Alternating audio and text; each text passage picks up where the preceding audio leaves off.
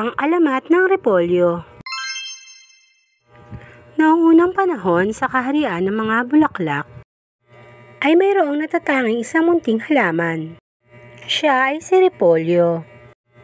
Itinuturing niya ang kanyang sarili na isang bulaklak, at ikinakahiya naman niya ang isipin at sinasabi ng ilan na siya ay gulay. Isa akong magandang bulaklak na natatangi, ang palaging pagmamayabang ni repolyo. Sa kabutihang palad naman ay tanggap siya sa pamilya ng mga bulaklak at sa pamilya ng mga gulay. Masyadong mapagmataas si repolyo at lagi niya ikinakahiya ang pamilya ng mga gulay.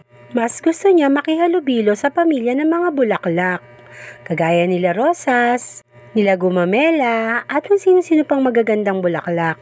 Dahil ang katwiran niya, siya'y mas gumaganda kapag kasama niya ang mga bulaklak.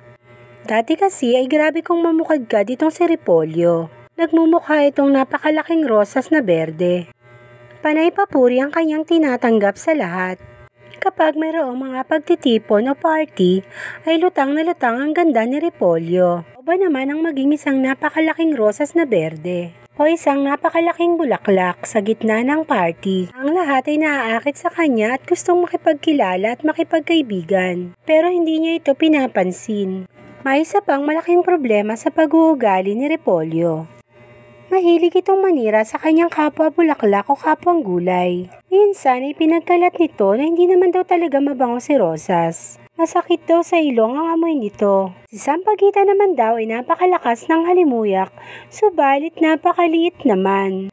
Sabay ang pagtawa.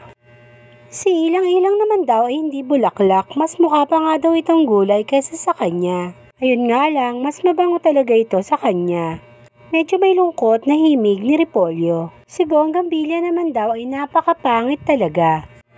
Bukod kasi sa wala ng halimuyak ay napakarami pang tinik. At hindi siya mauubusan ng lahat ng pamimintas. Ganyan na ganyan si repolyo. Palaging siya na lang ang maganda at tama. At perpekto. Sa pamilyang gulay naman ay palagi niyang pinagtatawanan si kalabasa at si ampalaya. Nakakatawa daw ang kanilang mga itsura. Mabuti na lang daw ay hindi siya naging ganon. Si okra, si sitaw at si talong ay wala daw binatbat sa kagandahan niya. Kung pamilya man daw siya ng gulay ay siya lang ang pinakamaganda. Subalit kahit ganon siya ay mahal na mahal siya ng kanyang pamilyang gulay. Gustong-gusto pa rin nila itong makasama araw-araw. Isang araw ay nagpakita sa kanila ang reyna ng mga bulaklak at gulay. Kinamusta nito ang lahat at ang kalagayan ng kanilang kaharian. Ang lahat ba ay masustansya at ang lahat ba ay malusog? Alagaan niyo muna ang isa't isa at ako ay matagal na magpapahinga. Baka hindi agad ako makabalik upang kayo'y dalawin. Sana ay magpakabait kayong lahat.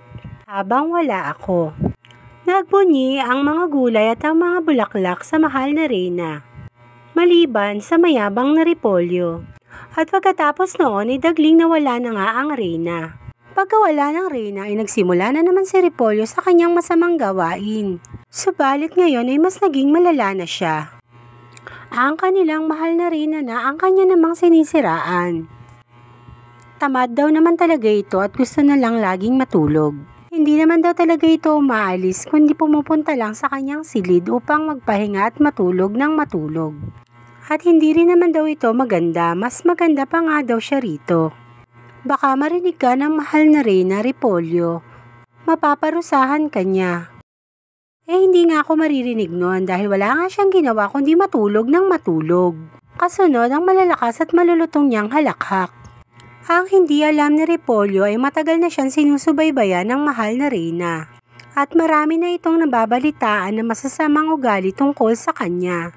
Hindi naman pala talaga ito mawawala at hindi naman talaga ito umalis. Pumasok lang talaga ito sa mahiwagang silid. Upang doon sa kristal na bola ay mapagmasdan siya at marinig ang lahat ng kanyang mga sinasabi. Nagulat ang lahat nang muling magpakita ang mahal na reyna. Tinawag nito si repolyo sa gitna ng karamihan. Ikaw, repolyo, ay nilalang na walang utang na loob.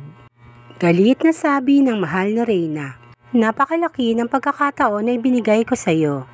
Ikaw ay binilang ko sa pamilya ng mga bulaklak at pamilya ng mga gulay. Sapagkat para sa akin ikaw ay natatangi talaga. Subalit kay sama talaga ng iyong pag-uugali. Bukod sa mga gulay at mga bulaklak, pati sa akin ay wala ka ng respeto. At dahil dyan ay parurusahan kita. Magmula sa araw na ito ay hindi ka na mamumukadkad. Ikakahiya ka na sa lahi ng mga bulaklak. Doon na kita ibibilang sa pamilya ng mga gulay. At doon ang iyong mga dahon ay magiging paborito ng mga uod. Sisirain ka nila hanggang sa mawala ang pinagyayabang mong ganda. At magmula nga noon ay kinilala na si Repolyo bilang kabahagi ng pamilyang gulay.